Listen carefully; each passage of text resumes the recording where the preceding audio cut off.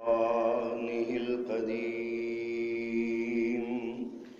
من الشيطان الرجيم من همزه ونفخه ونفثه بسم الله الرحمن الرحيم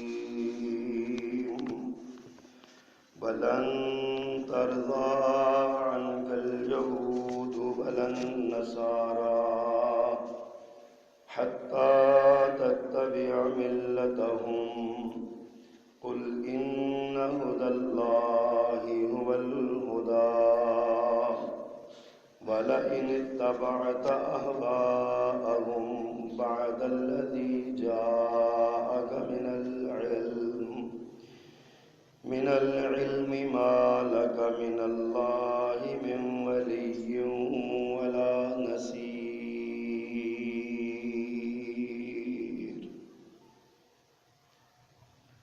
صدق اللہ العظیم.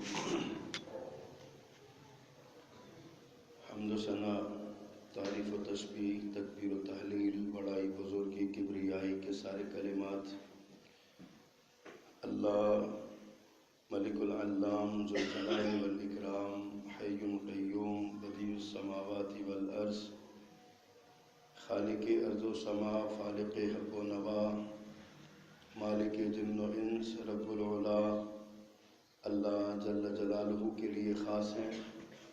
اور درود و سلام رسول رحمت، نبی معظم، محسن انسان، سید ولد آدم، شفیع آسیاں، سید الاولین والآخرین، امام المرسلین، امامنا و نبینا و امام الانبیاء، سیدنا و مولانا محمد الرسول اللہ صلی اللہ علیہ وآلہ وصحبہ وسلم کی ذات والا صفات پر مختصر کلمات حمد و صلات کے بعد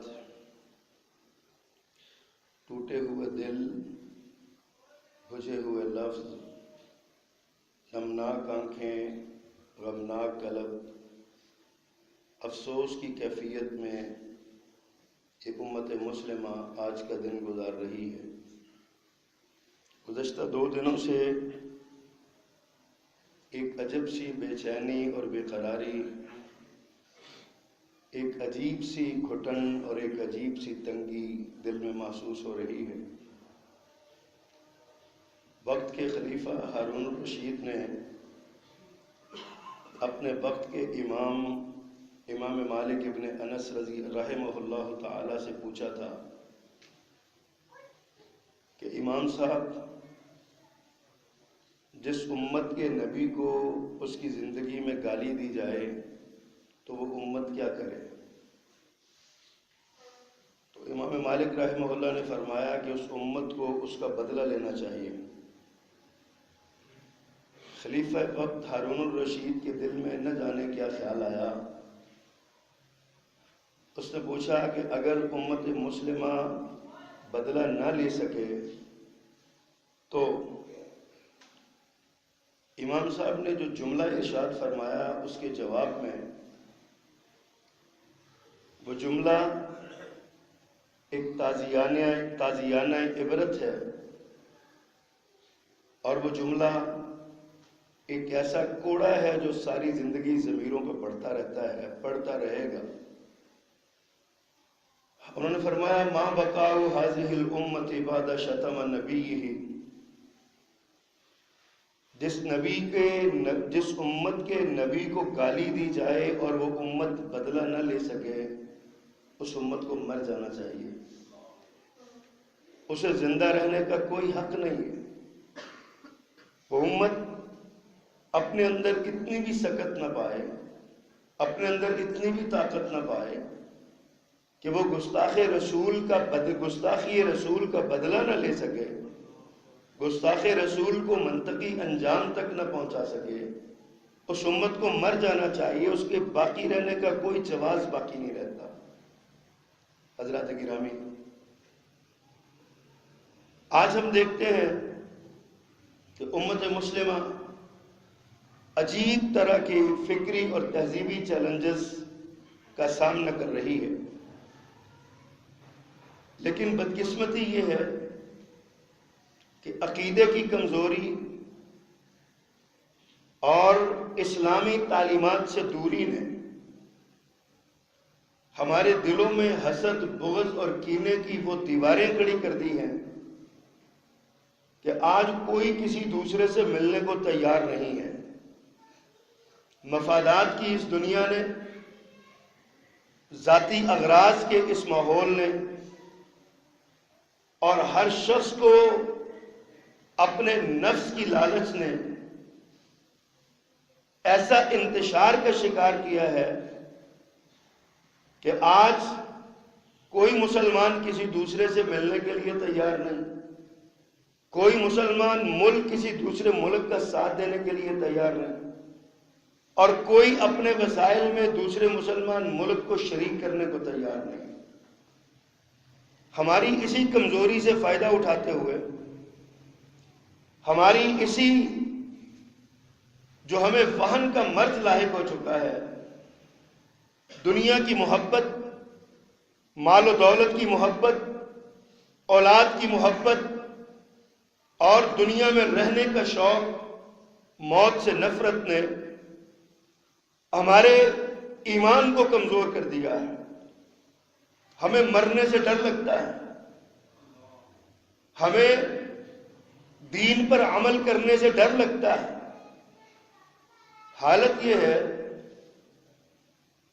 وہ کسی نے حکایت بنائی بڑی پیاری اور بڑی فکر انگیز ہے، تو وہ حکایت ہی لیکن ہے بڑی فکر انگیز، کہ مسجد میں کچھ لوگ بیٹھے، درس و تدریس کی مجلس ہو رہی تھی، باہر سے ایک شخص آیا، اس نے آ کے اپنے ہاتھ میں ایک بڑا خنجر اور تلوار سی پکڑی ہوئی تھی۔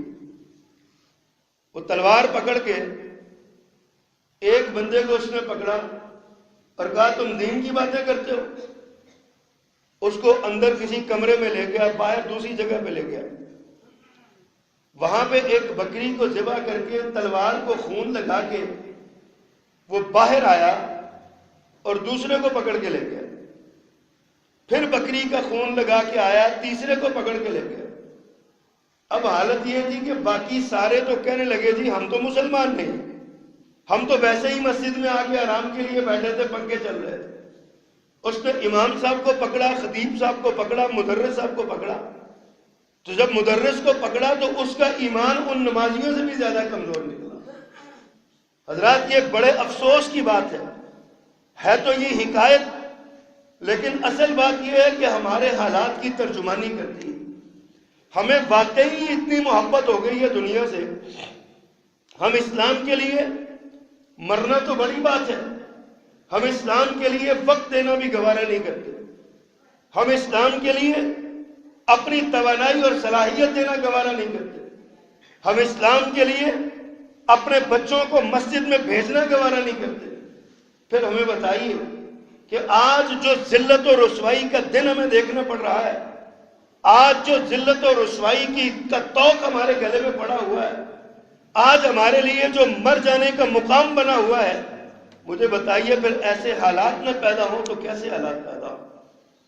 آج ہم دیکھتے ہیں کہ ہم مسلمان ممالک کے اندر بھی، اپنے مسلمان ممالک کے اندر جہاں مسلم سوسائٹی ہے، جہاں سارے مسلمان بستے ہیں، وہاں پر بھی اسلام کا نام لینا جرم قرار دے دیا گیا ہے، وہاں پر بھی اسلام پر عمل کرنا مشکل بنا دیا گیا ہے، اسلام کے لیے پیسہ خرچ کرنا ناممکن بنانے کی کوشش ہو رہی ہے۔ حکومتیں ایجنڈا بنا رہی ہیں، جتنے روپے کا چندہ آپ دیں گے اس کی رسید ہمیں دینی ہے، آپ نے کس مسجد، کس مدرسے، کس ادارے کو کتنے پیسوں کا چندہ دیا۔ میں سوچتا ہوں کہ یہ سارا کچھ کیوں ہو رہا ہے۔ میں دیکھتا ہوں آج عالم کفر مسلمانوں کے وسائل کے دسترخوان پہ بھوکے گدھوں کی طرح ٹوٹا پڑا ہے۔ وسائل مسلمانوں کے، صلاحیتیں مسلمانوں کی، ٹیکنیکس مسلمانوں کی، ذہن مسلمانوں کے، نوجوان مسلمانوں کے، لیکن عالم کفر ان کو اچک اچک کے لے جا رہا ہے۔ ہمارے وسائل پہ عالم کفر حکومتیں کر رہا ہے، اور ہم مسلمان دنیا کا سب سے بہترین نظام اپنے پاس رکھنے کے باوجود ذلت و رسوائی کا عمیق گہرائیوں میں گرے ہوئے ہیں، ذلت و رسوائی کا طوق اپنے گلے میں پہنا ہوا ہے۔ حضرات محترم، ایک دوڑ لگی ہوئی ہے، ایک دوڑ لگی ہوئی ہے۔ ہر شخص حکمران ہو یا کوئی رعایا کا بندہ، الا من شاء اللہ، سارے کے سارے یہود و نصارہ کی رضامندی کی تلاش میں پھر رہے ہیں۔ اقوام متحدہ ہم پر کوئی پابندی نہ لگا دے، یہودی ہم سے ناراض نہ ہو جائیں، عیسائی ہم سے ناراض نہ ہو جائیں۔ کبھی ورلڈ بینک کے پاس جاتے ہیں، کبھی یورپی یونین کے پاس جاتے ہیں، کبھی یونائٹڈ نیشنز کے پاس جاتے ہیں، کبھی امریکہ کا دروازہ کھٹکھٹاتے ہیں، کبھی یورپ کے دروازوں پر بھیک منگے بن کے جاتے ہیں۔ لوگوں، ہم مسلمان ہیں، ہماری عزت اور وقار کا عالم یہ ہے کہ اللہ نے ارشاد فرمایا، العزت للہ ولرسولہ وللمؤمنین۔ کائنات میں اگر کسی کی عزت ہے تو اللہ کی عزت ہے، اس کے رسول کی عزت ہے اور اس کے ماننے والوں کی عزت ہے۔ لیکن آج ہم اپنی عزت کو خود کفار کے ہاتھوں میں دے رہے ہیں۔ اللہ نے ہمیں 14 صدیاں پہلے یہ پیغام دیا، دو ٹوک انداز میں دیا، بغیر کسی لگی لپٹی کے دیا، بغیر الفاظ کے گول مول ہونے سے دیا، ظاہراً دیا، کھلے الفاظ سے دیا، کلیئر کٹ دیا، بغیر کسی تردد و تشکیک کے دیا، بغیر تذبذب کے دیا۔ لن ترضى عنك اليهود ولا النصارى حتى تتبع ملتهم۔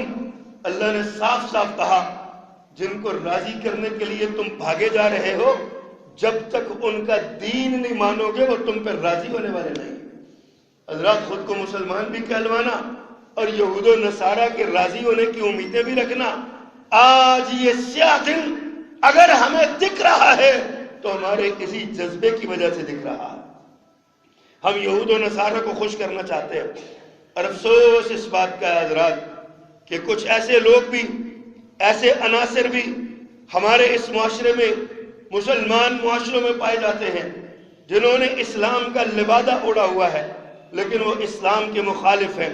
ان کے نظریات، ان کا قلم، ان کی فکر، ان کی گفتگو، ان کے جملے، ان کے الفاظ، ان کے کالم، ان کی تحریریں، ان کے مضامین، ان کے اداریے، ان کے اور جو کچھ بھی ان کے پاس صلاحیت ہے، وہ ساری کی ساری صلاحیتیں عالم کفر کی تہذیب کے تفوق کے لیے استعمال ہو رہی ہیں۔ وہ ہمیں پیغام دیتے ہیں کہ کفار کی تہذیب ایک بہترین تہذیب ہے۔ وہ ہمیں سبق دیتے ہیں یورپ کی تہذیب ایک اعلیٰ ترین تہذیب ہے، اس کے مقابلے میں اسلامی تہذیب مٹ چکی ہے، اسلامی تہذیب پٹ چکی ہے۔ یہ ہمیں سبق پڑھایا جا رہا ہے، اور ہماری نوجوان نسل اس سے کس قدر متاثر ہو رہی ہے، نہیں جانتی کہ ہمیں یہ سبق پڑھانے والے عہدوں کے حریص ہیں، مناصب کے لالچی ہیں، مناصب کے بھوکے ہیں، اور قابل نفرت خواہشات کے غلام ہیں یہ، اور اپنی خواہشات کی غلامی کو کہ زندگی گزارنے والے یہ لوگ ہمیں بھی اپنے جیسا بنانا چاہتے ہیں۔ وہ کہتے ہیں جس طرح ہم مادر پدر آزاد ہیں، جس طرح ہم غیرت کی چادر اتار چکے ہیں، جس طرح ہم عفت و عصمت کی چادریں پھینک چکے ہیں، مسلمان نوجوانوں تم بھی وہی کام کرو۔ ہمارا نوجوان ان سے متاثر ہو رہا ہے۔ ہمارے ماں باپ، افسوس کے ساتھ یہ کہنا پڑتا ہے، ہمارے ماں باپ اپنی اولاد کی تربیت سے غافل ہو چکے ہیں۔ ہمارے ماں باپ اپنی اولاد کو اپنی گود سے نکال کے انہی کی گود میں دے چکے ہیں۔ ہمارے ماں باپ اپنے فرائض سے غفلت برت رہے ہیں، اور اس کا نتیجہ یہ ہے ہمیں پتہ نہیں چلتا۔ ہمارے لمس میں پڑھنے والے بچے قادیانیوں کے مرکز میں چلے جائیں تو ماں باپ کہتے ہیں مولوی انتہا پسند ہے، ہمیں کیوں روکتے ہیں؟ ہمارے بچے جہاں جی چاہتا ہے جائیں، ہمارے بچے کسی غیر اسلامی مرکز و اس پہ چلے جائیں، محور پہ چلے جائیں، ہمارے ماں باپ کو کوئی فکر نہیں ہوتی۔ ہمارے بچے ان کے موبائلوں میں غلیظ فلمیں آ جائیں، ماں باپ کہتے ہیں جوانی مستانی ہوتی ہے۔ نتیجہ یہ نکلا ہم ایمان کے اعتبار سے کمزور ہوئے، تو لوگوں نے ہمارے سینوں پر سن لگانا شروع کر دی اور ہمارے ایمان کے ڈاکے مارنے شروع کر دی۔ حضرات ذرا سوچئے تو صحیح، میرے آقا نے کیا فرمایا، اللہ کے رسول صلی اللہ علیہ وسلم نے کیا بات ارشاد فرمائی۔ اللہ نے قرآن میں ہمیں جب ایک واضح پیغام دیا، لن ترضى عنك اليهود ولا النصارى حتى تتبع ملتهم، یہ تم سے راضی نہیں ہو سکتے جب تک تم ان کے دین کو نہیں مانو گے۔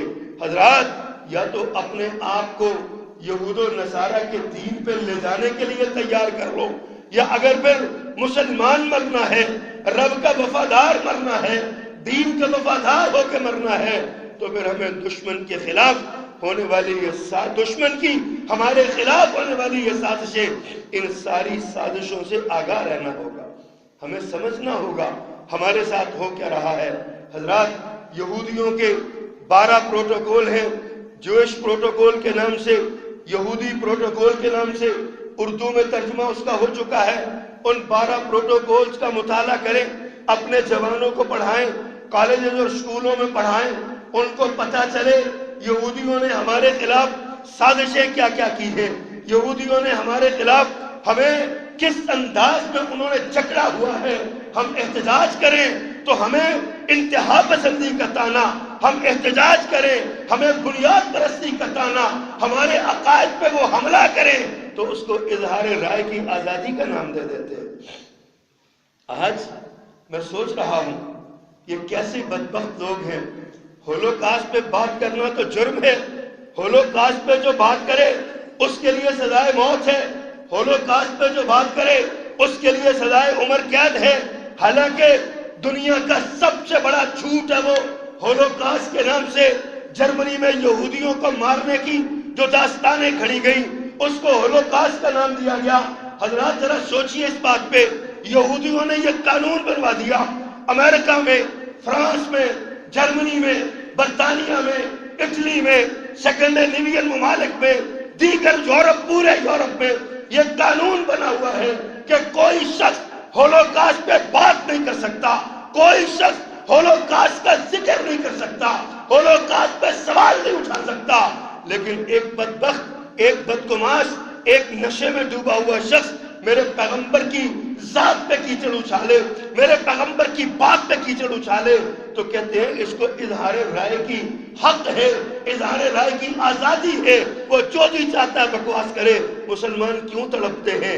جب مسلمان تڑپتے ہیں پھر کہتے ہیں یہ انتہا پسند ہے، یہ ریجٹ ہے، یہ جناب بنیاد پرست ہے، یہ پرانے دور میں رہنے والے لوگ ہیں، اور پھر ہمارے یہاں سے ان یہودیوں کے دسترخوان کی چچوڑی ہوئی ہڈیوں کو نوچنے والے، ان کے دسترخوان پہ یہودیوں کی نچوڑی ہوئی ہڈیوں کو اپنے منہ میں لے کے چوسنے والے، وہ ہمیں یہ سبق دیتے ہیں یورپ سے سبق سیکھو، وہ بڑے کشادہ ذہن کے ہیں، وہ بڑے کشادہ ذہن کے ہیں، ان کی باتوں کو مان لو، ان کی باتوں کو تسلیم کر لو، ان کی تہذیب کو تسلیم کر لو، ہمیں یہ سبق دیتے ہیں۔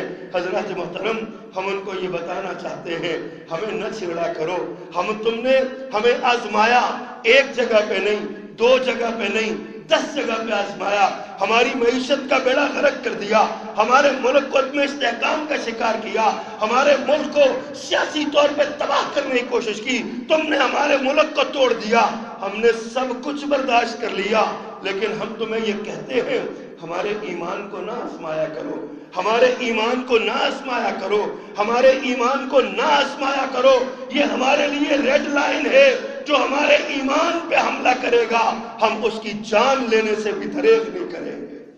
پھر نہ کہنا ہم انتہا پسند ہیں، پھر نہ کہنا ہم دہشت گرد ہیں، پھر نہ کہنا ہم ریجٹ ہیں، پھر نہ کہنا ہم بنیاد پرست ہیں۔ ہاں اپنے دین کے معاملے میں، اپنے نبی کی ناموس کے معاملے میں کعبہ کے رب کی قسم اٹھا کے کہتا ہوں نوجوانوں عقیدہ بناؤ، یہ سوچ بناؤ، میرے پیغام کو کر پہنچاؤ، آپ اپنے بچوں کی تربیت کریں، ان کو بتائیں جب نبی کی ناموس کی باری آئے گی پھر ہم سے بڑا کوئی انتہا پسند نہیں ہے، ہم سب سے بڑے انتہا پسند ہیں، ہم اس انتہا پسندی کو اپنا فخر سمجھتے ہیں، ہم اس انتہا پسندی کو اپنا ناز سمجھتے ہیں، ہم اس انتہا پسندی کو اپنا اعزاز سمجھتے ہیں، اور اللہ سے دعا کرتے ہیں اسی اعزاز کے ساتھ ہمیں دنیا سے اٹھا لے۔ حضرات ہمارے ساتھ ہو کیا رہا ہے؟ ذرا سوچئے تو صحیح۔ آج ہمارے ساتھ ہمارے یہ ایلیٹ کلاس کے لوگ، ہمارے یہ حکمران طبقے کے لوگ، یہ سارے یہود و نصارہ کی خوشنودی کے پیچھے دوڑے چلے جا رہے ہیں، اور حال یہ ہے کہ یہ مغربی تقدیس کے گن گانے والے، مغربی تہذیب کی آزاد خیالی کے دل دادا یہ لوگ، اپنی خواہشات نفسانی کے غلام یہ لوگ، اور ان کی تکمیل کے لیے یہ سمجھنے والے لوگ، وہ جب ان کو موقع ملتا ہے نا تو وہ شجر اسلام کو کاٹنے کو درپے ہو جاتے ہیں۔ کسی مسجد میں کسی کا جوتا چوری ہو جائے، وہ ٹی وی میں بیٹھ کے کہتا ہے مسجدوں کو بند کر دینا چاہیے، مسجدیں چوری کی آماجگاہ ہیں۔ کسی باحجاب خاتون اگر وہ کوئی غلط کام کر بیٹھے، کوئی داڑھی والا بندہ بحیثیت انسان اس سے کوتاہی سرزد ہو جائے، تو یہ کہ اس بندے کو کچھ نہیں کہتے، ڈائریکٹ حملہ کرتے ہیں۔ سب داڑھی والے ایک جیسے ہیں، لہذا داڑھیوں کو کاٹ دینا چاہیے، لہذا حجاب پر پابندی لگا دینی چاہیے۔ اور جن کو مسجدوں کے مینار دہشت گرد لگتے ہیں، ان کو ایک باعمل مسلمان کیسے امن پسند لگے گا؟ مسجدوں کے دشمن، اسلام کے دشمن، اسلامی تعلیمات پر عمل کرنے والوں کے دشمن کیا سبق دیتے ہیں ہم کو، کیا پڑھاتے ہیں ہم کو، اور ہم ان سے امیدیں لگائے بیٹھے ہیں، ہم ان سے امیدیں لگائے بیٹھے ہیں۔ کیسی عجیب سی کہانی ہے، کیسی عجیب سی بات ہے حضرات، انتہائی غور کی بات ہے۔ آج ہم دیکھیے ذرا ہمارے اوپر یہود و نصارہ نے کس طرح کی تہذیب ہم پہ مسلط کی ہوئی ہے۔ ان کی عورتیں حجاب لے کے نکلے نا، راہبائیں، چرچوں کی راہبائیں حجاب لے کے نکلے تو کہتے ہیں یہ اس عورت کا بنیادی حق ہے، اس کو ملنا چاہیے۔ مسلمان عورت حجاب اوڑھ لے تو کہتے ہیں یہ انتہا پسند ہے، اس کا حجاب اتارو نا، نوچ کے پھینک دو۔ یہ اگر ان کے یہودیوں کے ربی اپنی ناف جتنی بڑی داڑیاں رکھ لیں تو کہتے ہیں یہ ان کا حق ہے، یہ مذہبی لوگ ہیں۔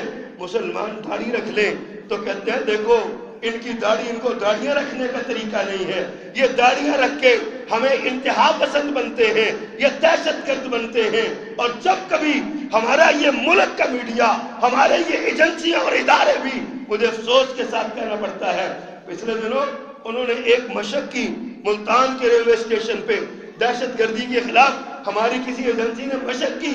وہاں پہ جتنے پولیس کے لوگ تھے، مشق کرنے والے تھے، وہ تو سارے داڑھی منڈے ہوئے تھے، اور جس کو فرضی طور پہ دہشت گرد بنایا اس کی بھی داڑھی رکھی ہوئی تھی۔ کیا سبق دیا ہماری نوجوان نسل کو؟ کیا ہم اتنے اس قدر ان یہود و نصارہ کے نیچے لگے ہوئے ہیں، فکری طور پہ ان کے غلام بنے ہوئے ہیں، سوچ کے اعتبار سے ان کے غلام بنے ہوئے ہیں۔ معاشی طور پر تو ان کے غلام تھے ہی، سیاسی طور پر تو ان کے غلام ہم تھے ہی، ہم فکری اور نظریاتی طور پہ بھی ان کے غلام بن چکے ہیں۔ حضرات ذرا سوچئے تو صحیح، آج اسلامی سزاؤں پہ تنقید کرتے ہیں، اسلام چور کا ہاتھ کیوں کاٹتا ہے، اسلام زانی کو سنسار کیوں کرتا ہے، اسلام قاتل کو بدلے میں قتل کیوں کرتا ہے، یہ شور اٹھاتے ہیں، کہتے ہیں جناب یہ نہیں ہونا چاہیے۔ ان ظالموں نے کبھی اسلامی سزاؤں کی برکات کو نہیں دیکھا۔ اسلامی سزاؤں کی ہم تاریخ کے صفحات اس بات پہ گواہ ہیں، اور آج بھی چیلنج کرتے ہیں، جاؤ دنیا میں قاتل کو سر عام سزا دے دو، کسی ایک قاتل کو سر عام سزا دے دو، اگلے 3 مہینے کو قتل ہو گیا تو پھر کہیے سزا دے کے تو دیکھو۔ تو میرے اللہ نے قرآن میں ایسے نہیں کہا وَلَكُمْ فِي الْقِصَاصِ حَيَاتٌ يَا أُولِي الْأَلْبَابِ، عقل مندو قصاص میں تمہاری زندگی ہے، ساری معاشرتی اور قومی زندگی قصاص کے اندر ہے۔ لوگوں قصاص کا نظام رائج کرو، قصاص کا نظام نافذ کرو۔ چور کا ہاتھ کاٹ دو اس لیے کہ باقی لوگوں کے مال محفوظ ہو جائے، باقی لوگوں کے مال محفوظ ہو جائے، چور کا ہاتھ کاٹ دو۔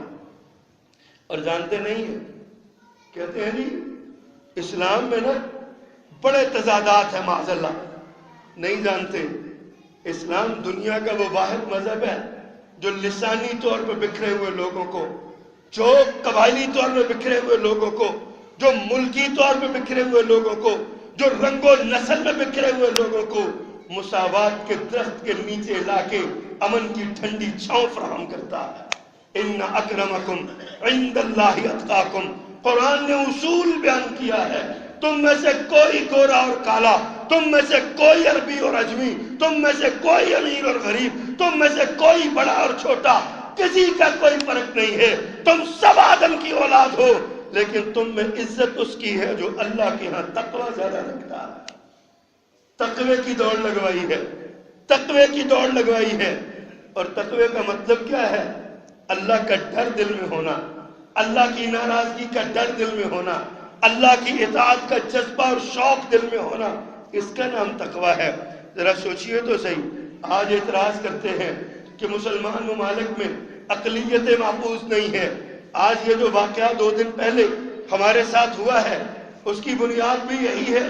بڑی دنیا کے عیسائی چیخ رہے ہیں، بڑے دنیا کے مسیحی بڑے بڑے پادری چیخ رہے ہیں، پوپ جان پال نے بھی پروپیگنڈا کیا، اور جتنے لوگ ہیں ان سب کے سب نے یہ آواز اٹھائی، مسلمان معاشرے میں عیسائیوں کو، اقلیتوں کو تحفظ حاصل نہیں ہے۔ حضرات، میں موجودہ دور کی بات کرنے سے پہلے اپنے ماضی کی ایک روشن جھلک آپ کو دکھاؤں۔ امیر المومنین عمر فاروق رضی اللہ تعالیٰ عنہ مدینہ کی گلیوں میں گشت کر رہے ہیں۔ مدینہ کی ریاست میں ریاست مدینہ کے دعوے داروں سنو، مدینہ کی ریاست میں بھیک مانگنا جرم ہے، کوئی بندہ بھیک نہیں مانگ سکتا۔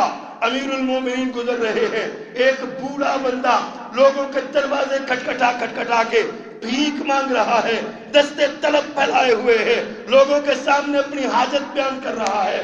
امیر المومنین کو غصہ آیا، کہا تمہیں جرت کیسے ہوئی؟ کون ہو تم؟ تعارف کیا ہے؟ مدینہ میں رہتے ہوئے بھیک کیوں مانگتے ہو؟ یہاں بھیک مانگنا جرم ہے، تم نے بھیک کیوں مانگی؟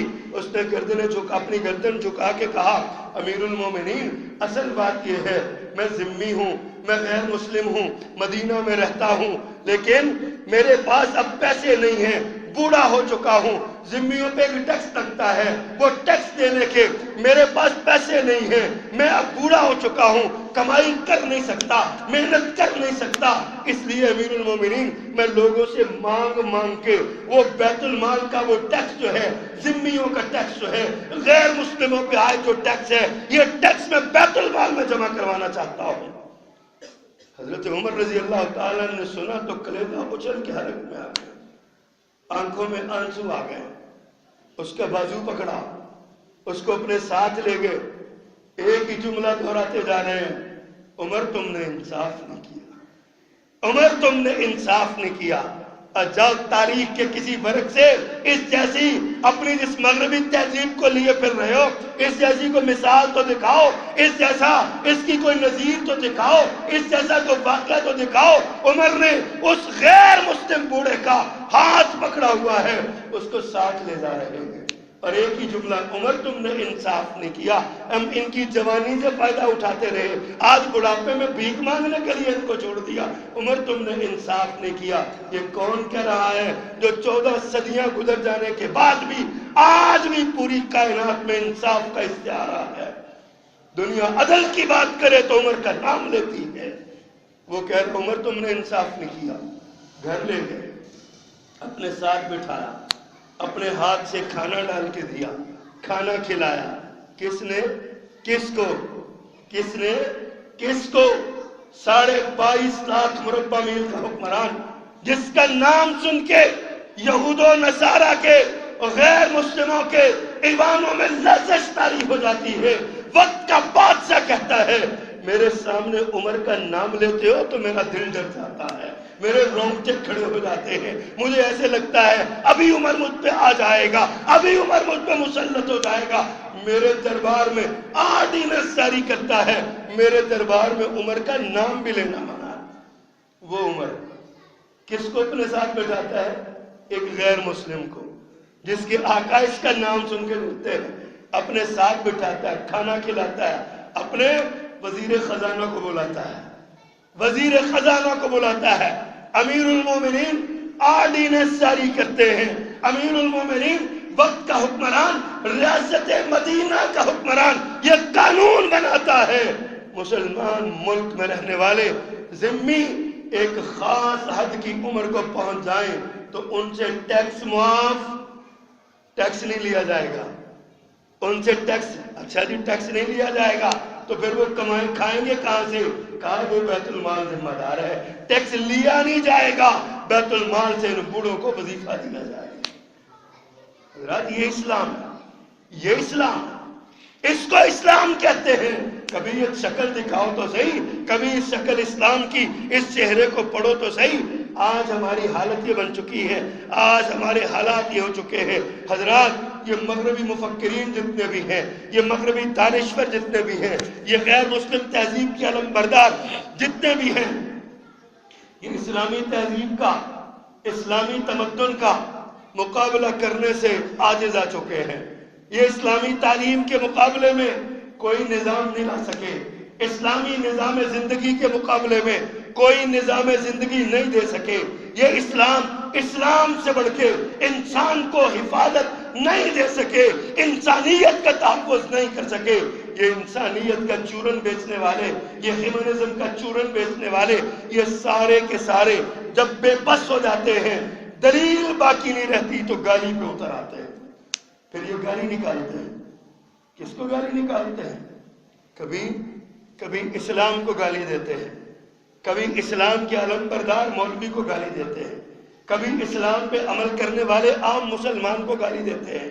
جب بات یہاں سے بھی ان کی ذہنی تسکین نہیں ہوتی، ان کو سکون نہیں ملتا، ان کو امن نہیں ملتا، ان کو چین نہیں آتا، پھر آگے بڑھ کے شاعر اسلام کی تضحیق کرتے ہیں، شاعر اسلام کا مذاق اڑاتے ہیں، شاعر اسلام کو گالی دیتے ہیں، اور جب اس پہ بھی دل نہیں بھرتا پھر شاعر اسلام کو گالی دیتے ہیں، پھر محمد الرسول اللہ کو گالی دیتے ہیں صلی اللہ علیہ وسلم۔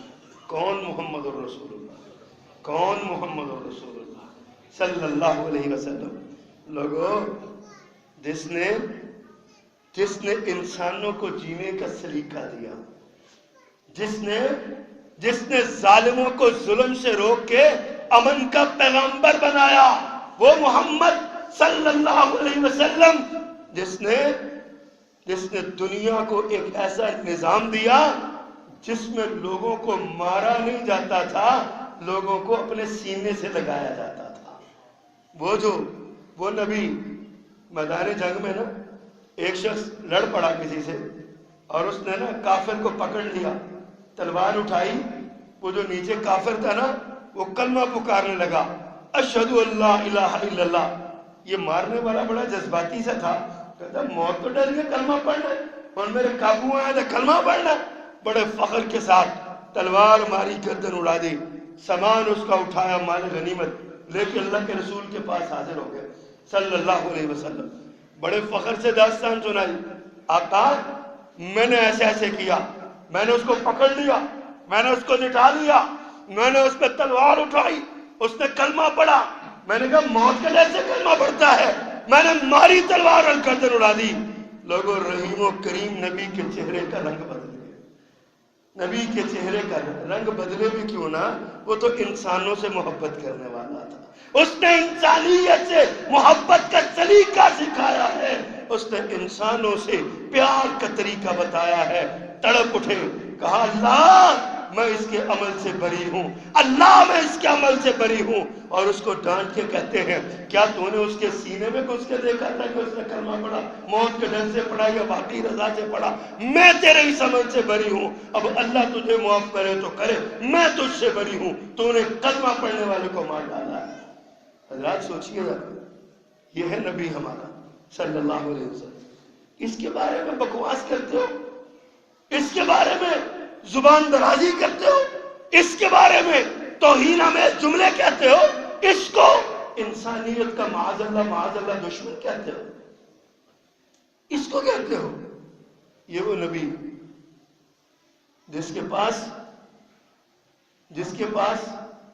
ابو سفیان آئے نا، ساری زندگی اسلام کی مخالفت کرنے والے، آج اسلام کا عروج دیکھا تو آگے، آقا جی کلمہ پڑھنے آیا ہوں، فرمایا تیرا کلمہ قبول ہے۔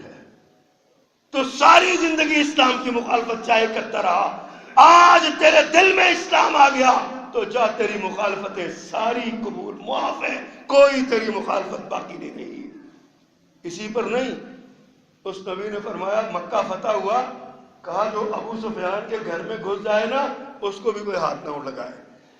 میرے صحابیوں، جو ابو سفیان کے گھر چلا جائے اس کو امن ہے۔ اور یہ تو ابو سفیان تھا نا، سردار تھا، میرے نبی کا چشمہ رحمت جب ابلتا ہے تو آقا کیا فرماتے ہیں؟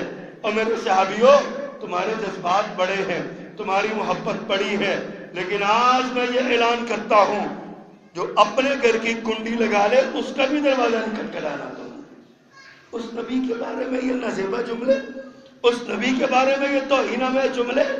حضرات، ہم کہتے ہیں یورپ والو تم ہار گئے، تمہاری تہذیب بھی ہار گئی، تمہاری سوچ اور تمہاری فکر بھی ہار گئی۔ ان شانئک ھو الابتر، جو بات تمہیں آج کہہ رہے ہیں 1400 سال پہلے میرے رب نے کہہ دیا تھا۔ اے پیغمبر، تیرے دشمن ہار جائیں گے، تیرے دشمن ذلیل ہو جائیں گے، تیرے دشمن نابود ہو جائیں گے۔ دنیا سے دشمنان رسول آتے بھی گئے، مٹتے بھی گئے، آج کوئی ان کا نام لینے والا بھی نہیں ہے۔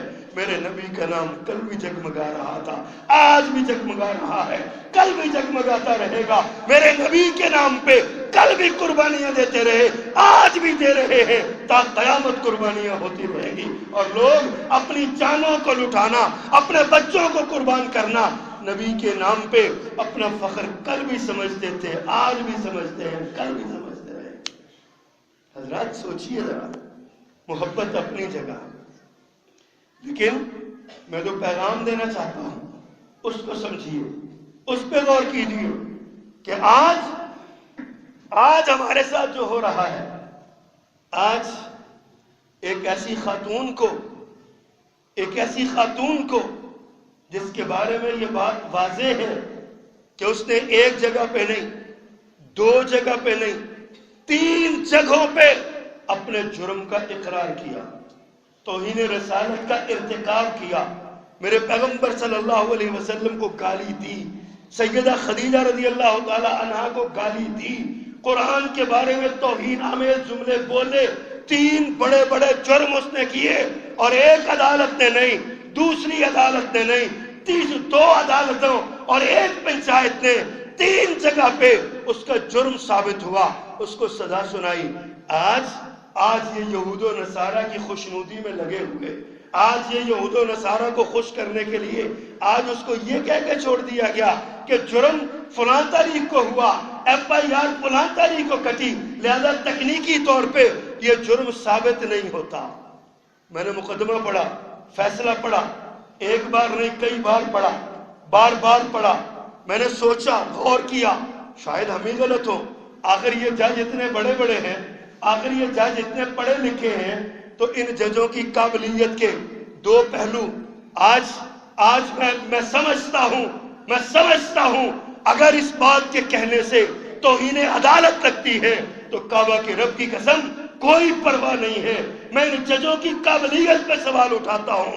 پہلے کلمہ لکھا ہے، اشہد ان لا الہ الا اللہ واشہد ان محمدن عبدہ ورسولہ صلی اللہ علیہ وسلم، اس کا ترجمہ کیا لکھا ہے؟ یہ جج صاحب ہے، کہتے ہیں میں کلمہ پڑھ رہا ہے، میں نے کلمے سے میں نے آغاز کیا ہے، جج صاحب اس کا ترجمہ کرتے ہیں، میرے پاس اس کی کاپی محفوظ ہے، ترجمہ کرتے ہیں، میں گواہی دیتا ہوں اللہ کے سوا کوئی معبود نہیں، اور میں گواہی دیتا ہوں کہ محمد صلی اللہ علیہ وسلم اللہ کے آخری نبی ہیں۔ بندہ پوچھے اشہد ان محمدن عبدہ ورسولہ کا ترجمہ کہاں سے آیا؟ آخری نبی ہے۔ اتنا بھی اس کو عقل نہیں ہے، اتنی بھی سمجھ نہیں ہے، اس کا ترجمہ تو یہ بنتا ہے محمد صلی اللہ علیہ وسلم اللہ کے بندے اور اس کے رسول ہیں، یہ آخری رسول کا ترجمہ کہاں سے کیا اس نے؟ پھر آگے ایک بڑے پڑھے لکھے جج صاحب ہیں، جسٹس آصف سعید کھوسا صاحب، اضافی نوٹ لکھتے ہیں اس میں، اضافی نوٹ میں کیا لکھتے ہیں؟ آسیہ کا عربی زبان میں آسیہ کا مطلب ہوتا ہے گناہگار۔ میں نے کہا جج صاحب آپ کی پڑھائی کو سلام ہے، آپ سے اسی فیصلے کی توقع تھی، جس کو آسیہ کا معنی نہیں آتا، جس کو پتہ نہیں ہے۔ یہ وہی جج صاحب ہے نا جنہوں نے آخری پروسیڈنگ پہ جب آسیہ کے مخالف وکیل نے قرآن کی آیات پیش کی تو انہوں نے کہا تھا نہ پیش کرو، یہ کوئی شریعت کورٹ نہیں ہے، یہاں پہ کیوں قرآن کی آیات پیش کرتے ہو؟ کہا عربی زبان میں آسیہ کا معنی گناہگار ہوتا ہے. ہم نے کہا جج صاحب آپ کی اطلاع کے لیے عرض ہے وہ آسیہ لفظ اور ہے, عین الف آ سواد یہ ہے سا, آسیہ آس سے اسیان سے آسیہ وہ سواد کے ساتھ ہوتا ہے, اس کا معنی گناہگار ہے, اس کا نام آسیہ ہے. عربی زبان میں اس کا معنی ستون ہوتا ہے, گناہگار نہیں ہوتا. جن کو لفظوں کے معنی کا نہیں پتا حضرات وہ دین کے فیصلے کر رہے ہیں, وہ دین کے فیصلے کر رہے ہیں. پھر ہمیں کہتے ہیں مولویو تم نہ بولو, مولویو تم کچھ نہ کہو, تم نہ بولو, تمہیں اندر کر دیں گے, تمہیں پکڑ کے لے جائیں گے, تمہیں فلاں کر دیں گے, فلاں کر دیں گے. حضرات ہم اپنے ایمان کے تحفظ کے لیے یہ بات کر رہے ہیں. آج ساری امت آزمائش کا شکار ہے, ساری امت آزمائش کا شکار ہے. حضرات سوچئے تو صحیح ذرا ہمارے ساتھ ہو کیا رہا ہے. کیسے کیسے نگینے لوگ ہمارے اوپر حکمران بن کے بیٹھے ہیں, کیسے کیسے نگینے لوگ ہماری عدالتوں کے سربراہ بن کے بیٹھے ہیں, جن کو کلمے کا مطلب نہیں آتا, کسی کو سورت الاخلاص اور سورت الکوثر نہیں آتی وہ بھول جاتے ہیں, کسی کو الفاظ عربی الفاظ کے معنی نہیں آتے اور وہ جج بن کے بیٹھے ہیں. ان کو کیا پتا اسلامی شریعت کی سزائیں اور اسلامی شریعت کے فیصلے کیا. جج صاحب نے فرمایا ہم درود پڑھنے والے ہیں, میرے ساتھ ایسے جج ہیں جو بینچ میں بیٹھ کے درود پڑھتے رہتے ہیں. میں نے کہا ہائے رے تیری قسمت, تو کتنا بدقسمت ہے, درود بھی پڑھتا رہا اور تجھے نبی کی ناموس کی بھی فکر نہ رہی, تجھے سوچ نہ رہی. اور اس وکیلوں نے, باقی وکیلوں نے ان فیصلے پہ جو تبصرہ جات کیے ہیں دھجیاں اڑا کے رکھ دی ہیں.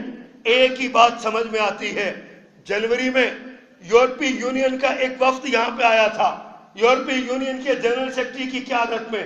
اس نے آ کے کہا تھا, جنوری کے اخبارات میں دی بزنس ریکارڈر میں یہ بات موجود ہے, انہوں نے کہا تھا یورپی یونین کے جی پی ایس پلس میں جانا چاہتے ہو تو عافیہ صدیقی کا فیصلہ اس کی اپیل کے حق میں کرنا ہوگا. عافیہ صدیق آسیہ کا فیصلہ اس کی اپیل کے حق میں کرنا ہوگا. جنوری میں یہ مطالبہ ہوا اور آج 8 اکتوبر کو آخری پروسیڈنگ ہوئی, فیصلہ محفوظ ہوا.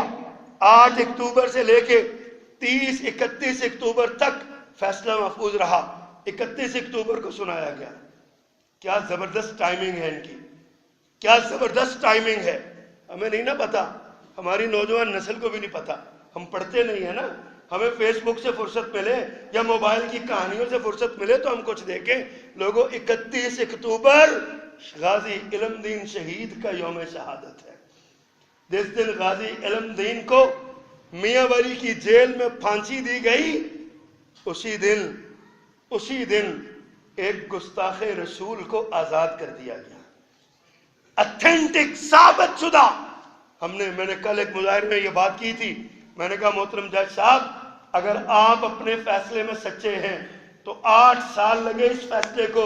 8 سال کے اندر اگر یہ عورت بے گناہ تھی تو اس کے 8 سال کس نے ضائع کیے؟ جس نے ضائع کیے ان کو پکڑو. اگر یہ فیصلہ آپ کا درست ہے تو ہائی کورٹ کے اس جج کو سزائے موت سناؤ جس نے توہین رسالت پر ایک بے گناہ کو سزا دی ہے. سناؤ اس کو سزا. کیوں, اس کا کیا قصور ہے اس کا؟ اور اگر یہ بے گناہ ہے تو پھر سلمان تاثیر کیوں قتل ہوا؟ کون ذمہ دار تھا؟ وہ جج جس نے اس کو سزائے موت دی تھی. اور مجھے پتا چلا, میں تصدیق نہیں اس کی کر سکا, کہ ہائی کورٹ کے جس بینچ نے آسیہ کی اپیل خارج کی تھی نا, اس میں ہمارے چیف جج صاحب بھی موجود تھے. اس وقت لاہور ہائی کورٹ کے جج اس میں موجود تھے. اس وقت یہ اپیل خارج کر دی گئی اور آج کہا گیا کہ جناب وہ بے گناہ ہے, اس پر جرم توہین رسالت ثابت نہیں ہوتا. حضرات کیسا نظام ہے ہمارا. میں نے کہا جج صاحب آپ کی عدالتوں پہ ہمیں پہلے بھی اعتماد نہیں تھا. پہلے بھی ہمارے معاشرے میں یہ بات مشہور ہے, وکیل کیا کرنا جج ہی کر لو. پہلے بھی یہ بات مشہور ہے. ہمیں آپ کا وہ فیصلہ بھی یاد ہے جس فیصلے میں آپ نے یہ کہا تھا یہ بندہ اس کو بری کر دیا جائے. اس کی بریت کی روبکار لے کے جیل کے دروازے پہ گئے تو جیل والوں نے کہا جج صاحب 2.5 سال ہو گئے, فوت ہو چکا ہو, ہم تمہارے اس نظام کو جانتے ہیں. تم نے کیا کیا؟ پتہ چلتا ہے کہ اس ملک کی نظریاتی اساس کو تبدیل ہونے کی کوشش ہو رہی ہے، اس ملک کی کلمہ توحید پہ بنے ہوئے اس ملک کو تبدیل کرنے کی کوشش کی جا رہی ہے۔ حضرات سمجھیے آج کے اس دور میں ہمارے لیے سب سے بڑی بات کیا ہے؟ ہم دنیا کو بتانا چاہتے ہیں کہ عقیدہ توحید اور ناموس رسالت، یہ دو چیزیں ہمارے لیے ریڈ لائن ہے، جو اس سے آگے بڑھے گا ہم اگر مرنا جانتے ہیں تو ہم مارنا بھی جانتے ہیں۔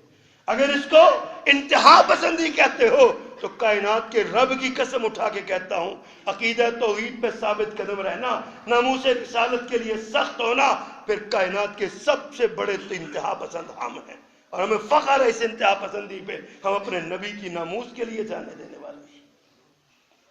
سمجھیے اس بات کو، آپ کے ملک کے خلاف جو سازشیں ہو رہی ہیں، ملک کو انتشار کا شکار کیا جا رہا ہے، ملک کو خانہ جنگی کی طرف دھکیلا جا رہا ہے، پاکستان کا ایٹمی پروگرام غیر مقبول ہو چکا ہے، ہمارے حکمران عقل و حکمت سے بالکل عاری ہیں، کوئی عقل و حکمت والا فیصلہ نہیں کر رہے۔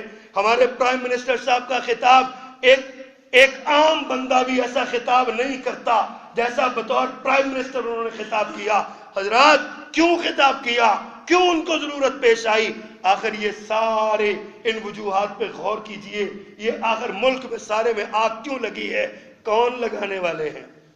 کون لگانے والے ہیں؟ ذرا سوچئے تو صحیح۔ آج جن کا لاہور میں بیٹھنا، دیگر شہروں میں بیٹھنا چپ رہا ہے، کل خود ہی تو ان کو ہزار روپے بانٹ کے گھروں میں بھیج رہے تھے اور کہہ رہے تھے ہمارے اپنے ہیں، کیسے ان کو بھیجیں، کیسے ان پر تشدد کریں، کیسے ان کو ماریں، اور آج جب ان پر آپریشن کرنا تھا تو سارے پاکستان کے موبائل بند کر دیے۔ کیا عجیب کہانیاں ہیں، کیا عجیب باتیں ہیں۔ سمجھیے حضرات، میں پھر آپ سے درخواست کرتا ہوں، ہم انتشار کے قائل نہیں ہیں، ہم تشدد کے قائل نہیں ہیں، ہم کبھی بھی کسی عالم دین نے کسی ممبر سے کبھی یہ نہیں کہا کہ جناب آپ آگ لگا دیں، آپ فلاں توڑ پھوڑ کریں۔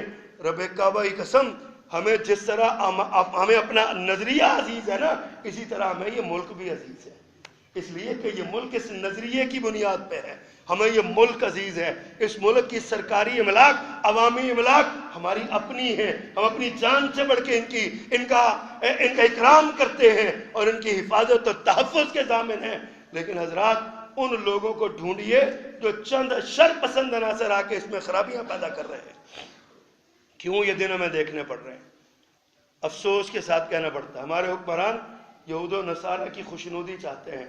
اللہ نے کہہ دیا لن ترضى عنك اليهود ولا النصارى، یہود و نصارہ تم پہ راضی ہو ہی نہیں سکتے، ان کو راضی کرنا ہے تو یہ یہودی بننا ہوگا یا عیسائی بننا ہوگا، اور یہودی تو تمہیں پھر بھی قبول نہیں کریں گے، کیونکہ یہودی صرف اس کو یہودی مانتے ہیں جو یہودی ماں کے پیٹ سے پیدا ہوا ہے، جو بعد میں یہودی بنا یا جس کا باپ یہودی ماں یہودی نہیں ہے، یہودیت کے اندر وہ بھی یہودی نہیں ہے۔ نظریہ دیکھیے یہودیت کا، صرف وہ یہودی ہے جو یہودی ماں کے پیٹ سے پیدا ہوا ہے، صرف وہ یہودی ہے، وہ تو تمہیں یہودی بھی قبول نہیں کریں گے۔ اس کا مطلب ہے وہ تمہیں آدھا تیتر اور آدھا بٹیر رکھنا چاہتے ہیں، نہ تمہیں ادھر کا رکھنا چاہتے ہیں نہ ادھر کا رکھنا چاہتے ہیں، یا پھر تمہیں عیسائی ہونا پڑے گا، عیسائی ہو جائیے۔ اللہ اکبر کبیرہ۔ اللہ فرماتے ہیں یہ جو آزمائشیں آتی ہیں نا، اللہ ہمارا حال، آزمائشیں آتی ہیں نا، کیوں آتی ہیں؟ اللہ فرماتے ہیں لیمیز اللہ الخبیث من الطیب، اللہ پاکوں کو ناپاکوں سے الگ کرنا چاہتا ہے، اس لیے آزمائش آتی ہے، اللہ آزمانا چاہتا ہے کون سچا اور دعویٰ ایمانی میں کون سچا اور کون جھوٹا ہے، اللہ آزمانا چاہتا ہے۔ سوچئے ذرا، گریبانوں پہ جھانک کے، سینے پہ ہاتھ رکھ کے، میں بھی اور آپ بھی، سب سوچیں، مل کے سوچیں، غور کریں ذرا اس بات پہ کہ ہم کن کے ساتھ کھڑے ہیں، ہماری سوچ اور فکر کیا ہے، ہم کیوں نہیں عالم کفر کی سازشوں سے اپنی اولادوں کو آگاہ کرتے، ہم کیوں نہیں اپنے آپ کو ان سازشوں کے بارے میں آگاہ رکھتے، کیوں نہیں ہم کرتے؟ سمجھیے، سوچیے حضرات، آج کے دن 3 دن ہو گئے ہیں، میں نے آغاز خطبہ میں عرض کیا کلیجہ چھلنی ہے، افسوس ہے ہمیں اس بات پہ، اسلامی ممالک، اسلامی مملکت کی عدالتیں کس طرح کے فیصلے کر رہی ہیں۔ کس طرح لوگوں کو یہود و نصارہ کو خوش کیا جا رہا ہے. اس کی رہائی پہ کون کون خوش ہوا ہے. فرانس کی پارلیمنٹ کی ویڈیو میں نے دیکھی, وہاں پہ لوگوں نے کھڑے ہو کے جسٹس صاحب کا نام لے کے اس کا احتراماً کھڑے ہو کے اس کا استقبال کیا اور کہا بہترین فیصلہ. اور آج صبح مجھے کسی پادری کی, سی سیمسن نامی کو پادری ہے, اس پادری کی ویڈیو کسی نے بھیجی, اردو زبان میں وہ خطاب کر رہا ہے, اور اس نے صریحاً ایک بار 18 منٹ کی ویڈیو میں صرف اور صرف رسول اللہ صلی اللہ علیہ وسلم کی توہین کی. وہ خوش ہیں, وہ کہتے ہیں آپ نے بہترین فیصلہ دیا, آپ کے فیصلے کو اپریشیٹ کرتے ہیں. آسیہ نے جو کیا وہ درست کیا, اور ہم بھی یہ کرتے ہیں. اور آپ سمجھتے ہیں کہ نہیں جناب, ہمیں رواداری کا مظاہرہ کرتے ہیں, اس کو چھوڑ دینا چاہیے. اور آخری بات کہوں, ایک اور بیان بڑا چل رہا ہے, بڑا جذبات کو کس طرح کھیلا جا رہا ہے. کہتے ہیں اللہ کا شکر کیوں نہیں کرتے کہ توہین رسالت نہیں ثابت ہوئی. کچھ مولوی کہتے ہیں نہیں توہین رسالت ثابت ہونی چاہیے. اللہ کا شکر کرو توہین رسالت ثابت نہیں ہوئی, اس کو چھوڑ دیا گیا. ہم نے کہا حضرات آپ کے نا پورے مقدمے میں, نا پورے کے فیصلے میں کسی جگہ پہ یہ نہیں لکھا کہ انہوں نے, سپریم کورٹ نے آسیہ سے پوچھا ہو کہ تم نے توہین رسالت کی کہ نہیں کی. یہ سوال نہیں ہوا اس سے سپریم کورٹ میں. کیوں نہیں ہوا؟ اصل تو مسئلہ ہی یہ تھا نا, ایک سمپل تھا سوال تھا. سپریم کورٹ اس سے پوچھتی کہ جناب آپ نے یہ الفاظ کہے ہیں کہ نہیں کہے. اس کے شوہر سے جب کہا تھا نا بائبل پہ ہاتھ رکھ کے قسم کھاؤ کہ تمہاری بیوی نے یہ نہیں کہے, اس نے کہا میں نہیں قسم کھاتا. شوہر نے کہا میں نہیں قسم کھاتا. سپریم کورٹ ہماری کہتی ہے نہیں جی اس نے نہیں کی. ٹیکنیکل فوائد اس کو ہم دے رہے ہیں, شک کا فائدہ دے کے ٹیکنیکل بنیادوں میں. اسے پوچھو تو صحیح اس نے کی ہے کہ نہیں کی. وہ اقرار کرتی ہے کہ نہیں کرتی, صرف یورپ کو خوش کرنے کے لیے, صرف جی پی ایس پلس لینے کے لیے, صرف یورپی یونین کو راضی کرنے کے لیے, صرف یہود و نصارہ کو راضی کرنے کے لیے, صرف 4 ٹکے لینے کے لیے, بھیک مانگنے کے لیے. اللہ کے رسول صلی اللہ علیہ وسلم کی ناموس پہ داغ لگا دیا گیا, اور سمجھتے ہیں کہ ہم نے بڑا مارکا مارا, بڑا کمال ہم نے کر دیا. افسوس, انا للہ و انا الیہ راجعون. حضرات اللہ کے حضور دعا کریں کہ اللہ پاک ہمارے حالات پہ رحم فرمائے, اور ہمیں اللہ اس ملک میں اسلامی نظام کے نفاذ کی جد و جہد کی توفیق عطا فرمائے. سبحان ربک رب العزت